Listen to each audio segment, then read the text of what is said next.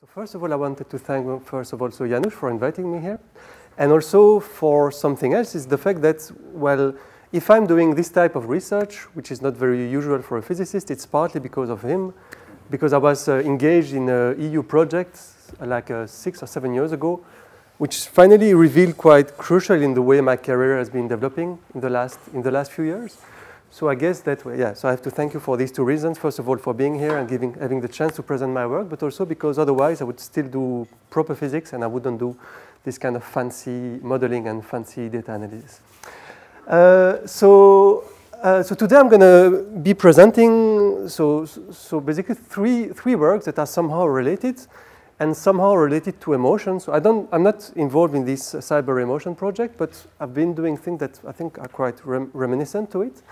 And I'll be more interested in aspects related to psychology. So it's not exactly emotion, but about the psychology of people and how this psychology affects the way they behave and the way they organize their social network. So basically, it's going to be the main message of this talk. And so this talk is based on 3 collaborations. The first one is a collaboration with people in Vienna, so Michael Zell and Stefan Turner, in which we've been analyzing the behavior of people in online games, so people playing games with each other online. And then of 2 other collaborations, mainly with people in Cambridge and in Lyon, where we use information from Facebook to infer the psychological traits of people, and then try to predict the organization of their ego network online, and see if there are some correlation between psychology and social network structure. So just a short introduction about FunDP, as Peter was saying. So basically, the university used to be called FUNDP, which stands for Faculté Universitaire Notre-Dame de la Paix. It's a Christian university, but it's rebranding itself, and now it's called University of Namur, simply. And so the thing is that we created a Center for Complex Systems there a couple of years ago. And we have the chance that we got some funding. So here I'm just doing some publicity that it seems like we will be able to hire a couple of PhDs this year. So if you have some good candidates, please contact me or the head of the center. And so we have some money to start PhDs next September, I believe. Okay, so it's just an announcement.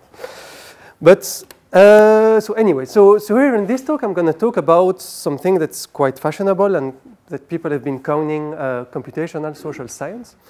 And just in a nutshell, what's this about? Well, so over the last decade, roughly speaking, we've seen really a change in the way social systems are explored and analyzed by researchers. So let's say 20 years ago, one still had to use good old techniques like pen and pencil questionnaires or on-the-ground studies. While now, because of all of the digital traces that all of us leave every time we do something, so here I'm in Poland and my mobile phone knows that I'm in Poland. I've been calling my girlfriend, so it knows that I have a strong connection somewhere in Belgium. So it means that it's possible to infer some of my personal behavior and even some very intimate behavior just by using all of the traces that we leave using our mobile phone, our emails, our Facebook account, every time we buy something on Amazon, and so on and so on. So it really piles up into a huge amount of data where there is a possibility to analyze some things. And that's where I suppose people like us come into play, because we like big numbers, and we can help at the analysis of these large amounts of data. And over the last few years, there have really been quite a few interesting works, I think, where people have been able to analyze the dynamics and the organization of very large-scale social systems. And I just wanted to mention a couple of examples. And these examples are actually related to mobile phones, mainly because I've been looking into mobile phone data in the past. And for instance, one of the important aspects is that most of these data are longitudinal. So you have the exact timings of most of the actions. So it means that it's possible to study the dynamics of these systems quite easily. And there is a good example. It was a paper by the group of Barabasi, where they were interested in the dynamics of social groups using mobile phone data and how groups form and dissolve in time using basically the way the people are communicating over a long period of time.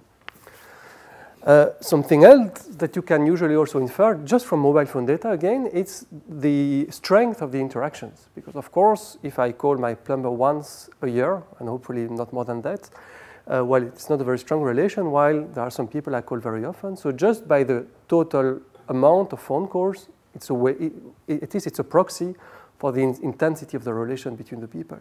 And there was this very nice work by Jukka-Pekka Onela on where they were interested in like the good old Granovetter hypothesis on the strength of weak ties, and where they basically used the weight on the links measured by the total number of calls between people as a way to measure the intensity of the relation between the people. And then there is also something else, is the fact that very often one also has some information about the people themselves.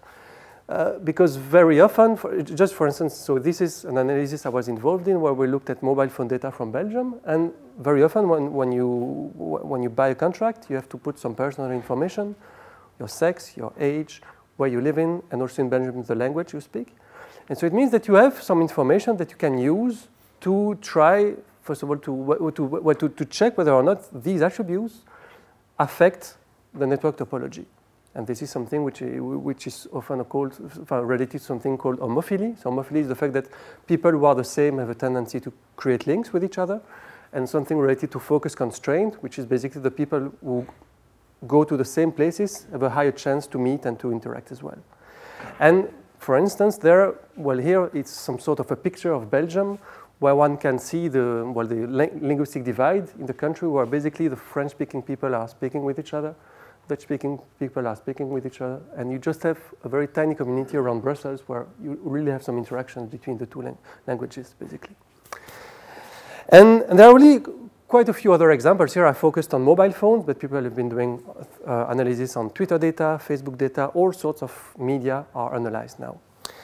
But yet, in many studies are still a caricature of the way real-life social systems look like.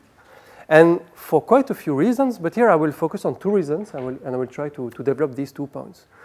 The first one is the fact that very often, even if these data are extremely rich, they are not rich enough to detect the nature of the social relations. And I will come back to this point later. Like if I call many people, well, it's possible to see if I call them. It's possible to maybe to have an idea of the intensity of this relation. But is it possible to say that this person is my friend and this person is my mother? Well, that's not something that you can directly have from the data. And something else, which is also quite important, is the fact that very often nodes are assumed to be, well, empty entities. So as if they were like all of us were the same, while all of us are quite different, I suppose. And something that is very, in most of the studies are not completely unstudied, is the fact that, well, all of us are different by nature. And is it possible to assess this difference and how the difference among us makes us behave differently? And one way to do so is to go into the psychology of the people, to try to measure the psychology of the people, and to see if this psychology somehow explains some behaviors that we can see, especially in online behavior. So I will first focus on the first point, on the nature of the social relations. And no, first of all, just a word is the fact. So here I mainly talked about mobile phone data, but I think that one can be quite hopeful that some of these limitations that I'm mentioning will be lifted in the future. And one of the reasons is that there are more and more services that people embrace and use daily, on a daily basis. These services are much more and more pervasive, let's be honest, and sometimes it's a bit scary, but whatever, people use them. And so it means that all of these services really reveal more and more refined and sometimes more and more intimate aspects of our behavior and personality. And so it means that using all of these new services, there might be a way to answer the questions I've been, and the limitations I've been pointing. So about the nature of the relations. So here I'm just going to talk very shortly because it's not the main topic of the talk. But so here, so this work was based on a collaboration, as I said, with Michael Zell and Stefan Turner. And in this one, we were really interested in the possibility to go beyond the existence or non-existence of a relation, but really to try to see if it's possible to measure the different types of relations between people. And one way to do so is to look into the way people play games. So we are not the first people to look into behavior of players. People have been studying that before. And it's been argued that online games are really a very nice place to do social experiments and social measurements for one very good reason.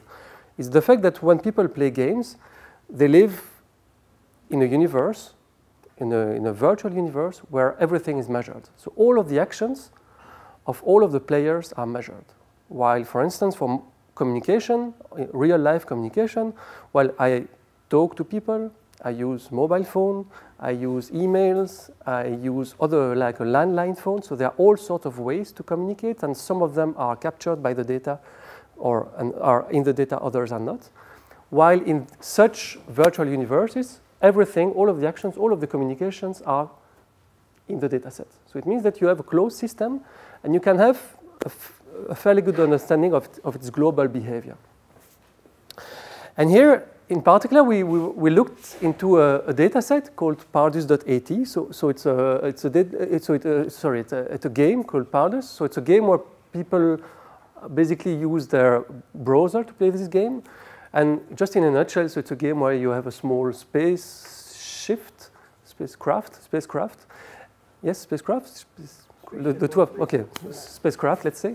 And then basically you explore a universe, you can create some goods, you can sell those goods, you can claim some territories, you can create a group of buddies with whom you are going to attack others, and so on and so on. So it's a game where, of course, it's quite different from real life, but yet it's a game that resembles a bit real life because it's extremely flexible. So there is not one goal to achieve. It's a game where you achieve your own goals. So you decide what you want to do. I want to produce goods and become extremely rich, or I want to become a pirate and then attack people. So it's your own choice. It's also a game which is open-ended. So it means that because there are no goals, you continue to play as long as you want. And what's quite interesting is that because of the lack of rules, people create their own rules, and they develop all sorts of activities that are reminiscent of real-life behavior. So for instance, they develop an economic life, trading things. They develop a social life. They can chat with each other. They can send messages. There are forums inside the games.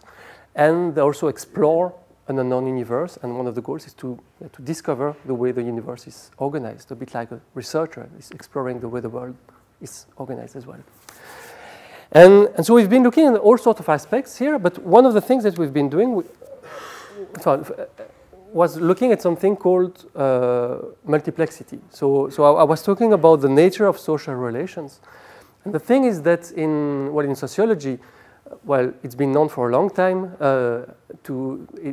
Maybe it took a bit more time for a physicist to get it, but that actually there are different types of social relations between people. And usually, so in sociology, this kind of organization where you have agents connected by different types of links is something which is called multiplexity. And here in this game, it was possible to evaluate this multiplex nature of social relations because we could capture different types of relations between the people in the data set. And what's interesting is that we really could capture a fairly broad umbrella of relations, and of very different nature. So here I'm just going to go through the different types of relations that we looked at. So there are some communication. So we know who sends a message to whom through messages. There is a trade network who's exchanging some goods with others. So it's really a professional relation. There is a friendship network. So like I can claim that someone is my friend. There are some attack networks. Well, if I destroy your ship, that's an attack. So you can create a link between two people related to some aggressivity at least. There's a bounty network, which is a bit more funny. It's something where, like in good old Westerns, let's say that someone annoys me. I'm not strong enough to destroy him, but I put some money on his head, and then someone else can kill him, and I give him the money. So it's also some sort of strange, some negative relation. And then an enmity network where you claim that someone is your enemy. And the thing is that when you look at all of these different relations on the same set of agents, I don't claim to say that it gives a complete understanding of the social system, but it gives something more than simply knowing that there is a link or not.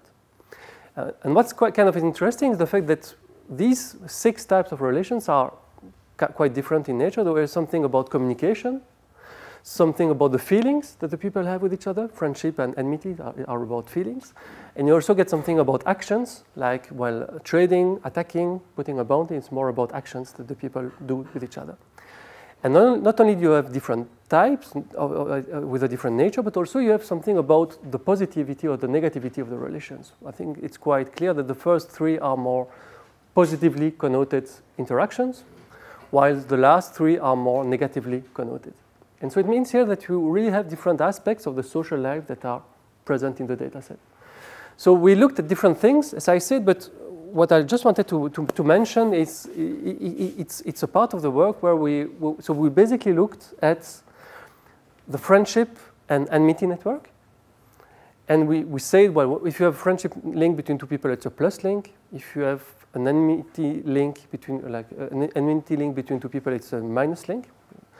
And then we used that data to try to provide some empirical support for an old theory from the social and psychological sciences, which is something called structural balance. So what is structural balance? So it's something that was, I think, first postulated by Heider in the 30s, and then it's been formalized, even sometimes in a more mathematical fashion in the 50s and 60s in social graph theory by people like Cartwright and Davis. And the idea is the following. So if you are in a system where you have some conflict, well, some configurations are the source of stress, and people will try to avoid this stress and will try to change their relations, such as to release the stress, basically. And what are these stressful patterns? Well, they are always based on triangles. And here are the different types of triangles that you can have. And an example of balanced, so without stress configuration is a plus, plus, plus. So the friend of my friend is my friend, everybody is happy, that's all fine. Something which is stressful, which is unbalanced, would be that the friend of my friend is my enemy. And that's something that we all know, that's a very uncomfortable situation. So actually that's something that should cause stress to your life, because it means that I cannot go to my friend's place because I have the risk to meet my enemy. So it means that it's quite annoying. Another type of balanced situation is when, well, the enemy of my enemy is my friend, or the friend of my enemy is my enemy, or whatever, which is something which is again absolutely balanced.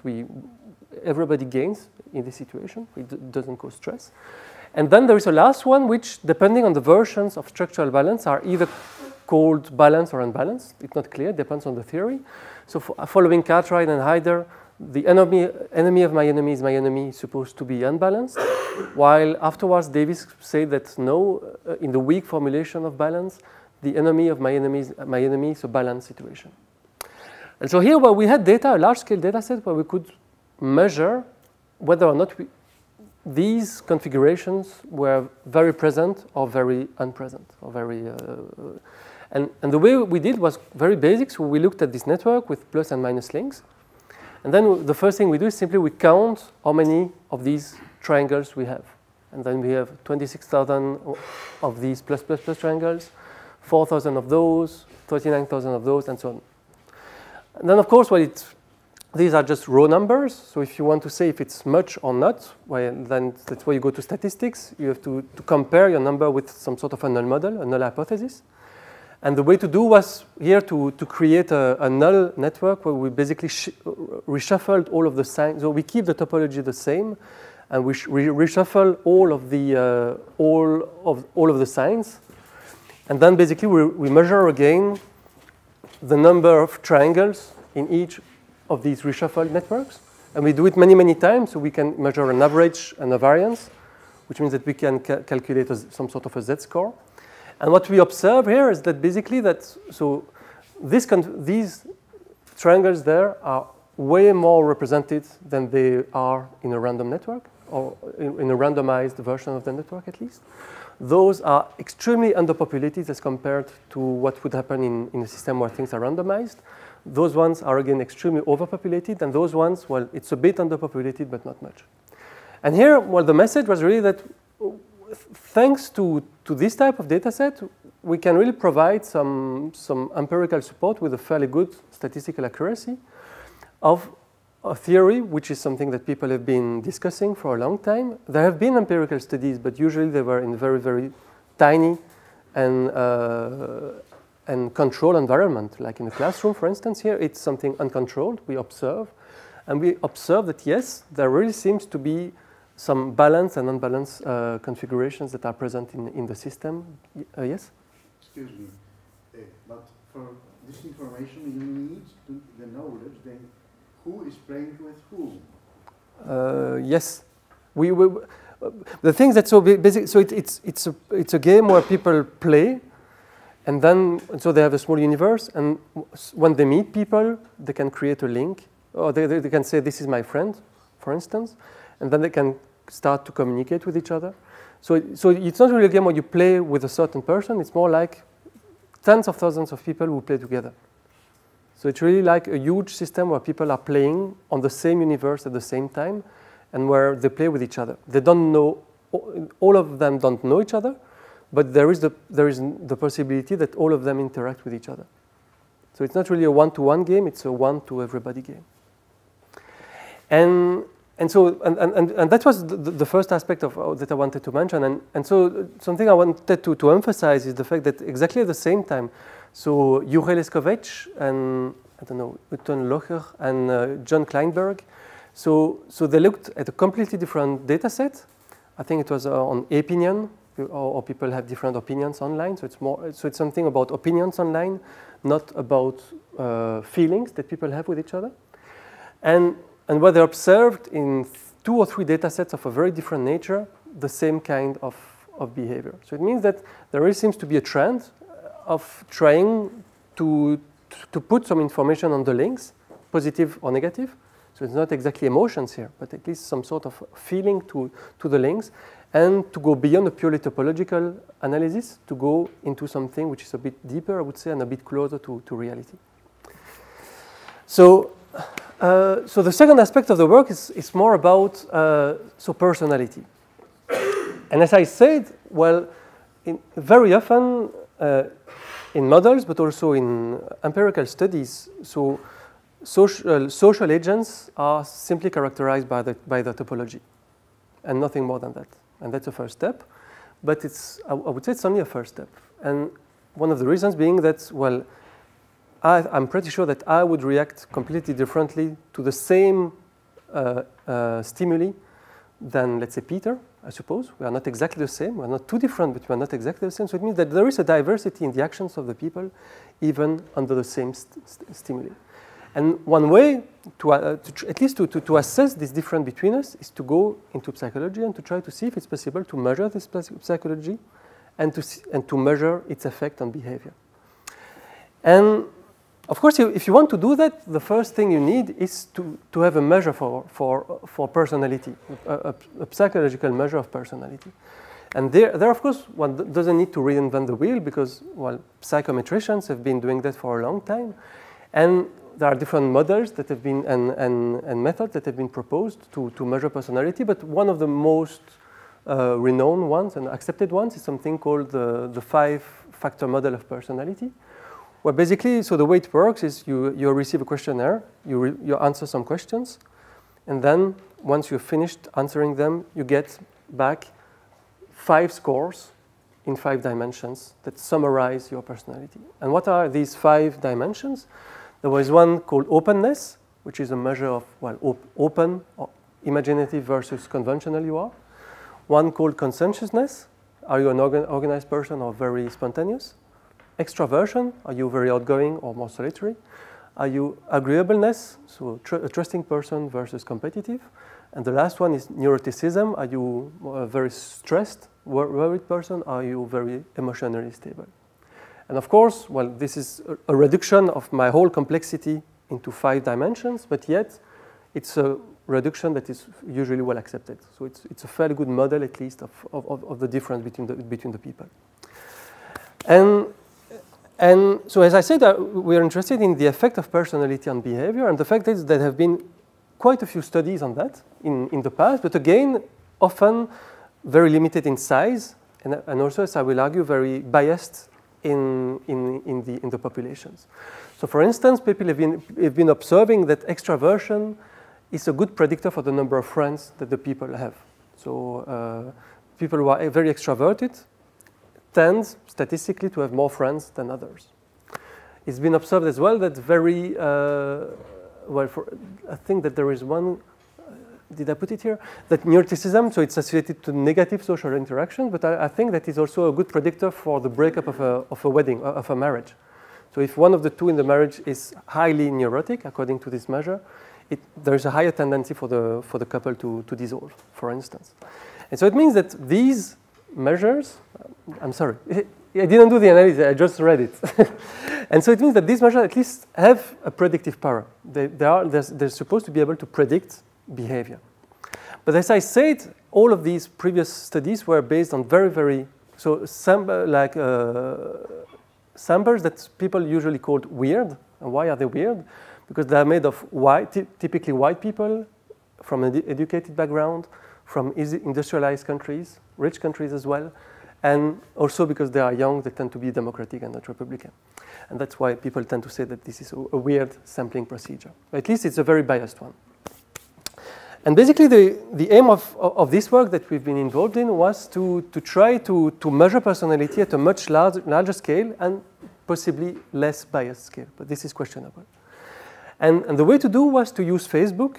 Why Facebook? Well, because everybody is on Facebook almost, or at least I think now 1 billion people are on Facebook, something like that.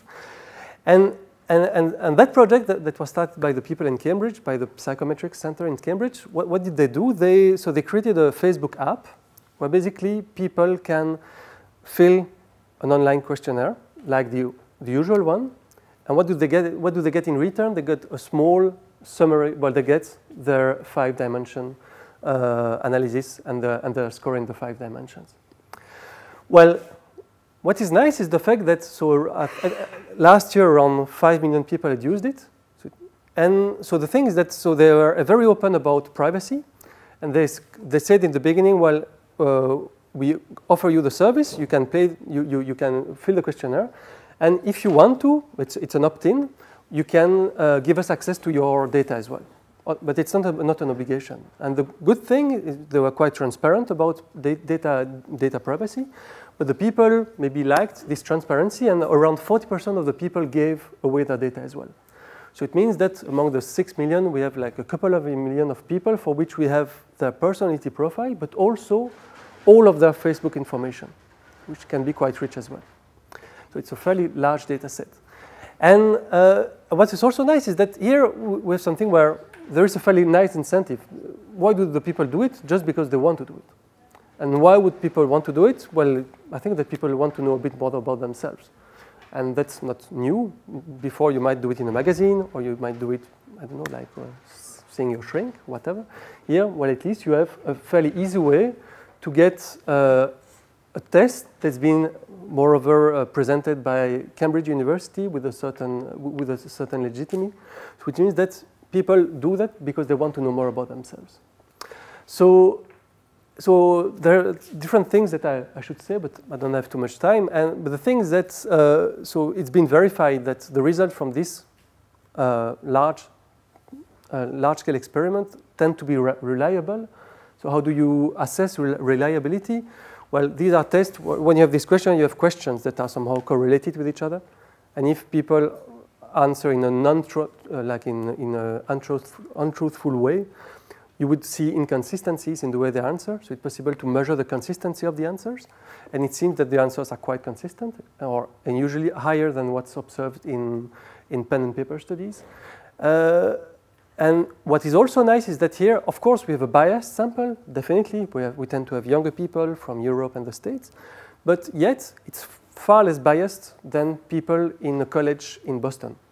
So at least we have something which is a bit broader scope, and that provides, I would say, a less biased sampling of the whole world population.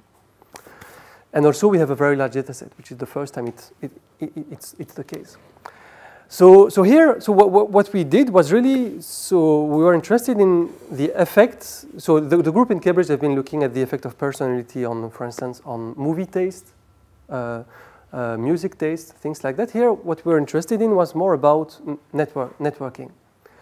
And what we're interested in was really, does personality predict the organization of the social network, of your social network? So of course, the first thing that can be done, and that people had been already doing in the past, is to look into popularity. So the number of my friends is the most basic description of my social network is, am I popular or not? And there, well, we considered around 200,000 users having a good, like from the US, just to avoid any kind of heterogeneity in maybe cultural heterogeneity, of people having between 30 and 1,000 friends, having an age between 18 and 54, just to get a fairly homogeneous data set. And what we've been doing is, so I think this might be the only equation I have here, so you see it's not very fancy math. So basically what we've been doing is doing some linear regression and see if number of friends, and here we use the log of the number of friends because it helps for the regression to get something cleaner. So the log of the number of friends as a function of the 5 dimensions and also 2 other variables that are the gender and the age of the people. And what you can observe doing fairly basic tests is that basically there are just 2 variables that are statistically significant, that really explain something. The first one being extraversion, as was observed in previous studies, but here we can really do it with a very, very high statistical accuracy, and also age. And age, it might be related maybe to the fact that people in Facebook behave differently at different age. So that might be something that is a bit more related to online behavior. I don't claim to say that offline all the people have less friends. I wouldn't say that. But it seems that online all the people seem to have less friends. That's all I can say. But at least extraversion seems to be a valid variable to explain the number of friends. And even if it's not such a strong correlation, I don't have the plot here, but I think that for the people who are very extroverted, they tend to have twice more friends on average than the people who are very unextroverted. So it's still a factor of 2. So it's a big difference. The correlation is weak, but it's still a strong effect. So now as a next step, so here because number of friends is a very poor description of a network, of course. So as a next step, we looked into the organization of the ego network. So what is the ego network of someone? So my ego network, it's all of my friends, the connections between my friends, but me, I'm not in it. So basically, it's just my connections and their connections, my friends and their connections. And that's a way to summarize my local social environment. And the thing is that, so we know here that extraversion affects the size of my ego network, because the size of my ego network is simply my number of friends. So this is something we already know. But is there something else? And if there's something else, well, that's kind of interesting, because there have been quite a few empirical and theoretical studies on the shape of ego networks. So the ego network is the reflect of different type of behavior and different type of people. For instance, so the shape of the ego network is associated to the social capital of this person. So for instance, someone who is in a very open network, where he has friends but few connections between those friends, well, he will be said to be someone who's having a high bridging capital, because he can bridge the information between people who are not in contact with each other. So it's like I have the chance to be a bridge between computer scientists and psychologists. Well, that's an advantage because they cannot collaborate without me. They couldn't do that, not because I'm very useful, but because I just put them in contact. It's just of course, it's a caricature, but it's the idea behind.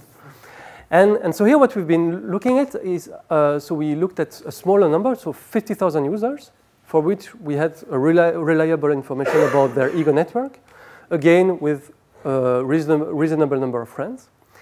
And so just why did we look at ego network and not something else? Well, because even if we have thousands of users, we have a very, very sparse knowledge of the full Facebook data. Facebook is now 1 billion. So thousands versus billion is a very, very sparse and dilute version. So it means that with this sampling, it's not possible to measure anything global. All you can measure is local properties. So that's why we focused only on ego networks. And And what we looked at is something which is related to this openness or closeness of ego-networks. So what we looked at is something about the way people have different types of community structure around them.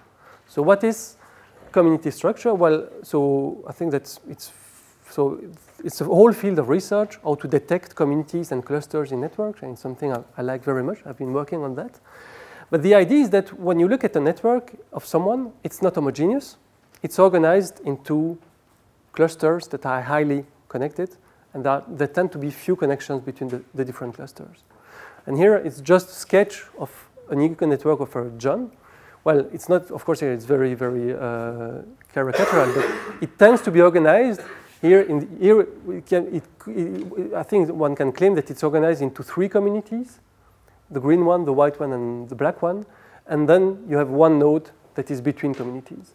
So it means that many people are interested in trying to find these modules, these communities, and also trying to find overlapping modules, because very often, especially in social networks, modules are overlapping. They are not disconnected ones. And so here what we did was really to see if the modular structure, the community structure of people is correlated with their personality. And so of course, the first thing to do is how did we look for the modules? How did we find them? And this is a whole question, because it's really a field where there are hundreds or thousands of papers on how to find modules and communities in networks. But here we use the method for a couple of good reasons and a very bad reason. So the bad reason is because it was developed by the people in Lyon that were doing the analysis, so it's a bad reason. But the good reasons were that it's a method that's quite efficient to find overlapping communities, while most of the methods are looking for unoverlapping communities. And well, basically what it tries to do, basically what it does is it defines a quality for a community. So for instance, here you have let's say that you say that this thing here is a community. Well, they define something which is called the social cohesion, which is a measure of how good this community is. And how do you define them? Okay, I'm almost done. How did they define it? Well, they define it with a number. So I don't have the time. So if you want to have more information, you either read the paper or you will have to ask me. But what's interesting is that they performed an experiment, again, on Facebook a couple of years ago, where they basically created a Facebook app again, and they said to people, well, we will find your communities, that it will help you to understand your social network. And then what's good is that you can rate them. You can say, do you think that the communities that the algorithm finds, is it a good community? Do you think it's coherent? Or is it something that's completely unrealistic? And what they've been doing is, the first time, I think the only time, that there have been some empirical validation of communities found by an algorithm by the people themselves, the people who know their social environment. And what you see here is this measure of social cohesion of the communities, the ratings that the people put to these communities, and you see that there is a clear positive correlation between the two. And that usually when you have a very high cohesion, people say that the communities are very good, while here the communities are very bad. And so it means that at least it's been tested, and it's also been tested on ego networks. So anyway, so we use these methods to find the communities, and then what we've been doing is analyzing this data set of 50,000 people, finding the communities in all of them, and trying to see if there is a difference in community structure for people with different psychological traits. And again, what we observed is that only extraversion matters. The other ones don't seem to matter too much.